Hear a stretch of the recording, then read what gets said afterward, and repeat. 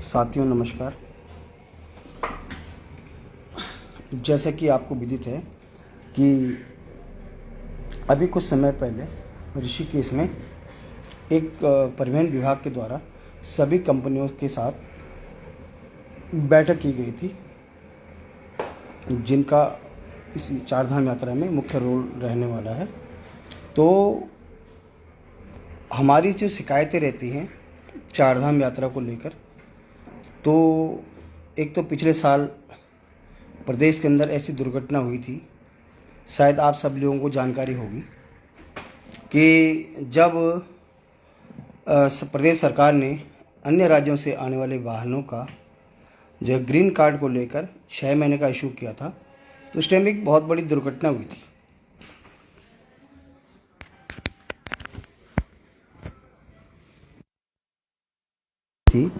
कि 6 महीने का ग्रीन कार्ड होने की वजह से एक दिल्ली से एक टेम्पो ट्रैवलर चला था और सुबह 5, साढ़े 5, 6 बजे उसने रुद्रप्रयाग में बहुत बड़ी दुर्घटना कर दी, और जिसमें 20 से 30 साल के बीच में युवा लोग, एक फ्रेंड्स ग्रुप था, अपने दोस्तों का ग्रुप था, तो उसने सीधा गाड़ी गंगा जी में दुर्घटनाग्रस्त हो गई। अगर ग्रीन कार्ड की व्यवस्था जो पिछले साल सरकार ने की थी वो होती, शायद वो दुर्घटना न होती। ऐसी दुर्घटनाएं न जाने कितनी हुई होंगी। ये तो एक बड़ा मामला था, तो ये संज्ञान में आया, जिसके लेकर उत्तराखंड सरकार ने जो है एक डिसीजन लिया कि हम अन्य राज्यों की आने वाली गाड़ियों को हम यहाँ पे जो है ग्रीन कार्ड 15 दिन का देंगे। तो उस पर भी काफ़ी लोगों का विरोध प्रदर्शन, यहाँ दिल्ली के जो ट्रांसपोर्टर हैं उन्होंने हमारे सरकार के सामने और काफ़ी विरोध प्रदर्शन किया। लेकिन सरकार को हमने एक राय रखी सरकार के सामने। मेरी जो है अपर परिवहन आयुक्त महोदय से भी कई इस दौर को लेकर भी हमने ये कहा कि भाई अगर आप उनका 15 दिन का दो ग्रीन कार्ड, जो यात्रा का समय अवधि है उसी के अनुसार उनको दो, लेकिन यहाँ पे उनकी गाड़ियाँ रुकनी नहीं चाहिए। उनको आप जल्दी व्यवस्था बनाओ कैसे उनको ग्रीन कार्ड बने और उनकी यात्रियों को यहाँ पे परेशानी न हो और वो लोग आएँ अपने सुगम तरीके से यात्रा करें। लेकिन नियम वही होना चाहिए कि 15 दिन का उनको ग्रीन कार्ड मिले, जो 4 धाम का 2 धाम का अलग हो गया, जिस हिसाब से उनकी जो है नीड होगी उस हिसाब से, क्योंकि यहाँ पे आगे गाड़ी प्रॉपर ढंग से चेक होगी कि पर्वतीय राज्यों में जो है जो परमिट शर्तों का मानक है, तो क्या उनके मानक में गाड़ी फिटनेस पास कर रही है कि नहीं कर रही है। तो जब वो फिटनेस पास करेंगे तब यहाँ से करें। लेकिन उसकी परिवहन विभाग की वो व्यवस्था है कि कैसे उनको जो है उनको गाड़ियाँ ज़्यादा देर तक न रुके और जल्दी जल्दी उनका जो है यहाँ से फिटनेस हो और वो अपनी यात्रा करने जाएँ। और एक सुझाव हमारे द्वारा एक सुझाव और दिया गया था। अब ग्रीन सेस जो हमारा बॉर्डर पर लग रहा है, जो भी वाहन आएंगे वो ग्रीन सेस की पर्ची जो उनकी टोल पे कटेगी, जब भी वो उत्तराखंड के बॉर्डर में क्रॉस करेंगे तो टोल पे जब पर्ची कटेगी तो वो पर्ची को यहाँ पे वो ग्रीन कार्ड इशू तब होगा जब वो टोल पर्ची उनके पास होगी, उसकी फ़ोटो होगी या टोल पर्ची होगी। गाड़ी की जो फ़ोटो कैमरे से वहाँ पे ऑटोमेटिक कैमरे से खींची जाती है, तो वो वाहन तब यहाँ पे जो है उसको ग्रीन कार्ड मिले। और कोई भी वाहन, विगत बहुत समय से उत्तराखंड के परिवहन कारोबारियों की ये मांग है कि यहाँ पे अन्य राज्यों की गाड़ी आती हैं और उनका ऑल इंडिया परमिट है और वो यहीं बैठ कर हरिद्वार में अपना जो है ठिकाने जमा देते हैं, और ठिकाने जमाने में जो है फिर वो हमारे जो स्थानीय लोग हैं यहाँ पे उत्तराखंड के परिवहन कारोबारी हैं उनकी यात्रा को ख़राब करते हैं। पूरी जो हमारा सिस्टम है उसको पूरा ख़राब करते हैं वो लोग। तो ऐसे वाहनों पे बिल्कुल अंकुश लगे, ये हमने जो है परिवहन विभाग के सामने हमारी लंबी मांग है। तो इस बार परिवहन विभाग ने इसमें डिसीजन लिया कि जो पर्ची वहाँ से लेके आएगा बॉर्डर से, बॉर्डर एंट्री की पर्ची और अपनी गाड़ी की फ़ोटो वहाँ से लेके आएगा, उसी को हम यहाँ पे जो है ग्रीन कार्ड इशू करेंगे। तो सुनने में बातें काफ़ी अच्छी लग रही हैं। परिवहन विभाग जो हमारे ARTO हैं देहरादून में, RTO सर हैं संदीप सैनी जी ने हमें आश्वस्त किया है कि भाई जो पर्ची वहाँ से लेके आएंगे वो हमने कर दिया है। तो ठीक है, उन्होंने हमारी मांग मानी है, इसके लिए मैं परिवहन विभाग का धन्यवाद करता हूँ कि उन्होंने वो मांग मांगी है। क्योंकि डग्गा मारी तो किसी को ना हम टैक्स चोरी करेंगे, ना कोई दूसरा टैक्स चोरी हमारे प्रदेश के अंदर करेगा। और परमिट के जो शर्तें हैं, ऑल इंडिया परमिट की जो शर्तें हैं, उनका अनुपालन कराएगा आदमी।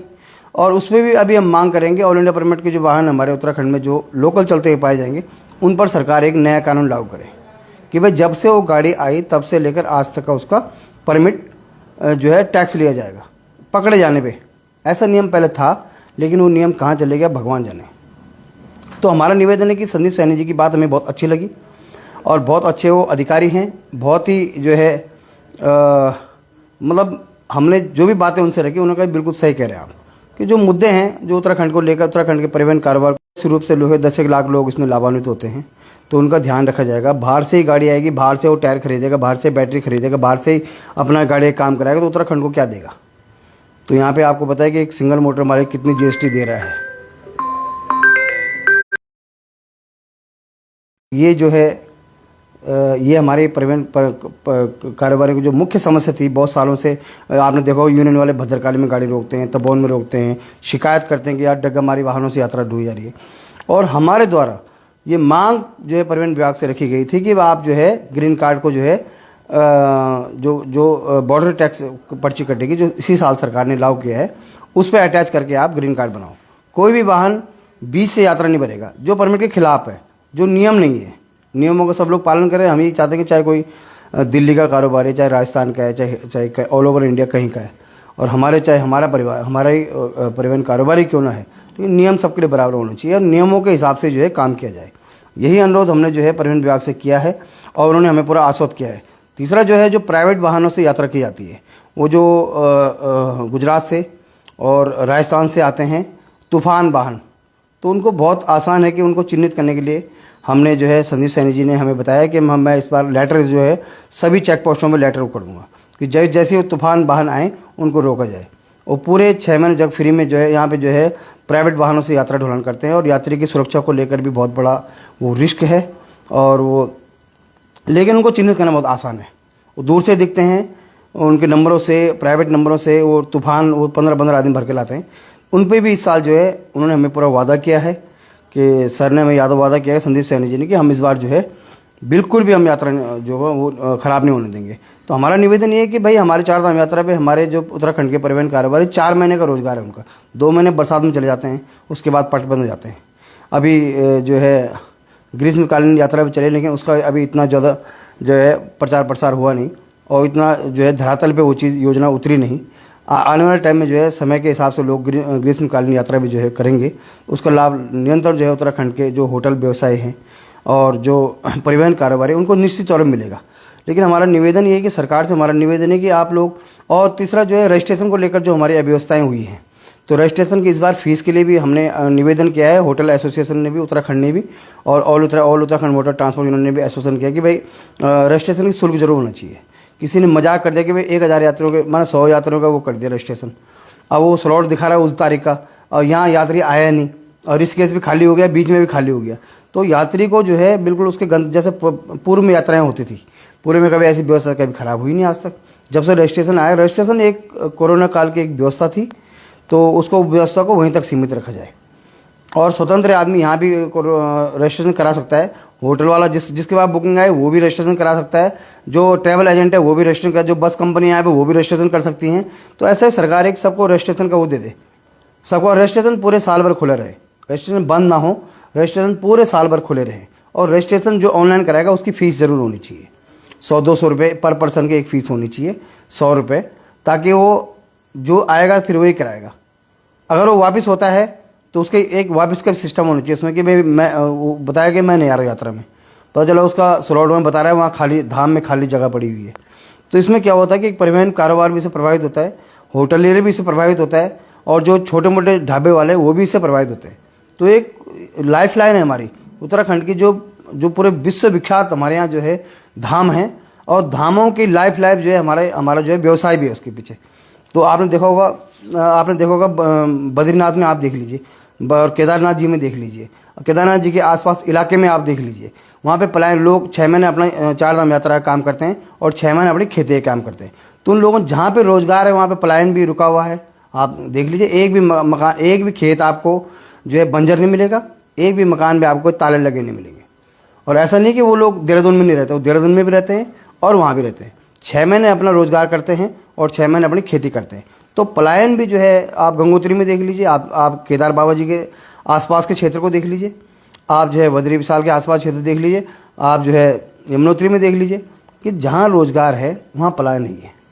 पलायन रोजगार का मुख्य कारण पलायन का मुख्य कारण रोजगार है।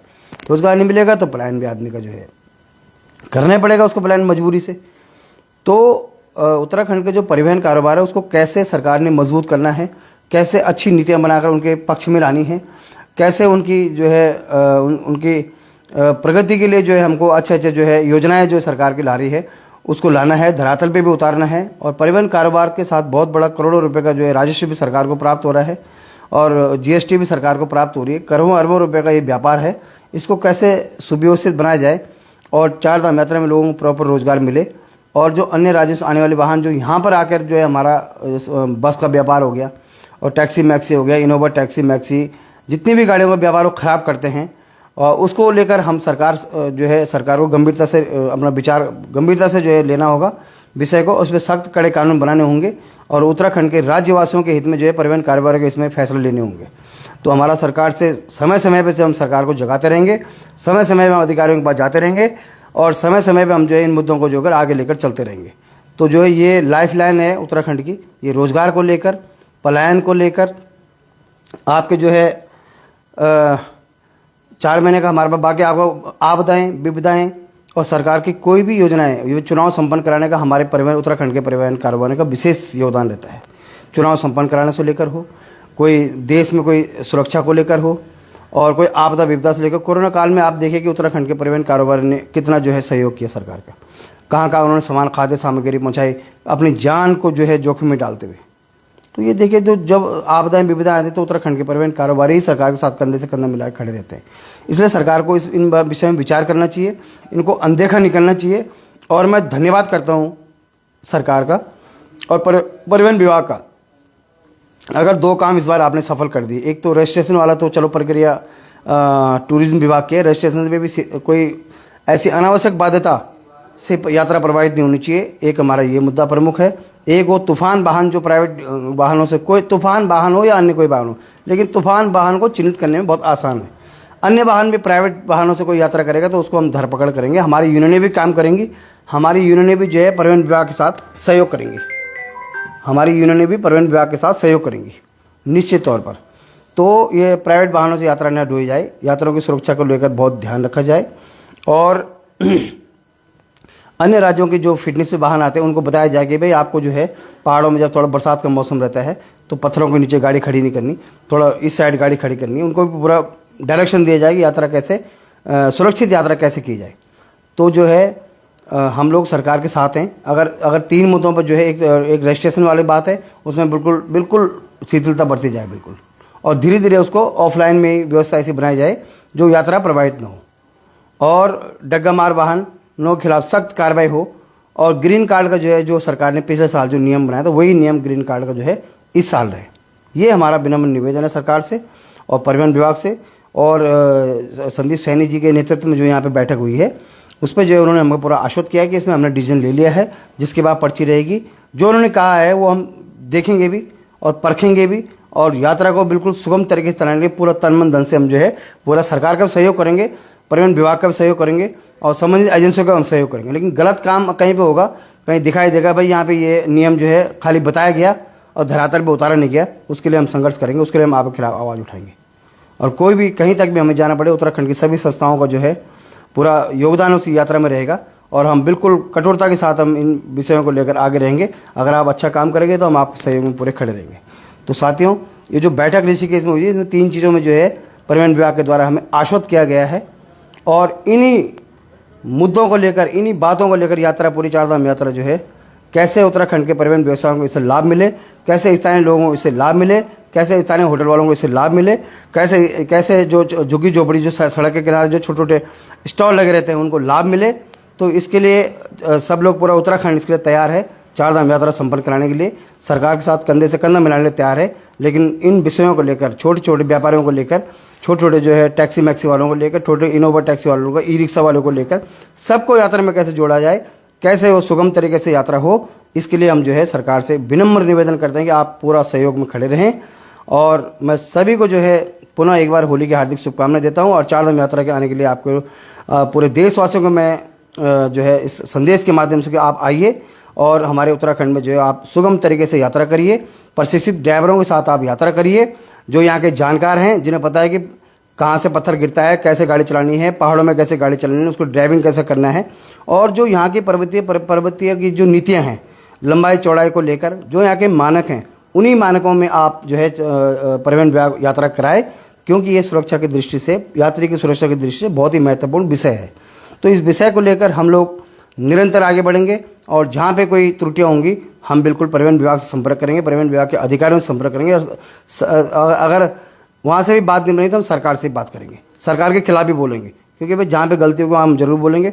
सही काम के लिए सही है। तो 3 चीज़ जो संदीप सैनी जी ने हमें बताई हैं, हम उससे पूर्ण आश्वस्त हैं, पूरा भरोसा है कि आप उसी हिसाब से काम करोगे और उत्तराखंड के परिवहन कारोबारी बिल्कुल यात्रा के लिए तैयार रहें और उत्तराखंड मोटर ट्रांसपोर्ट आपके साथ है। आपका कहीं पे भी जो है अहित नहीं होने दिया जाएगा। जो आपके मुद्दे हैं उसको लेकर हम आगे बढ़ेंगे, उसको लेकर हम निरंतर काम करेंगे और आपके जो है वेलफेयर के लिए, ड्राइवरों के वेलफेयर के लिए, मालिकों के वेलफेयर के लिए सदैव हमारी संस्था जो है खड़ी रहेगी।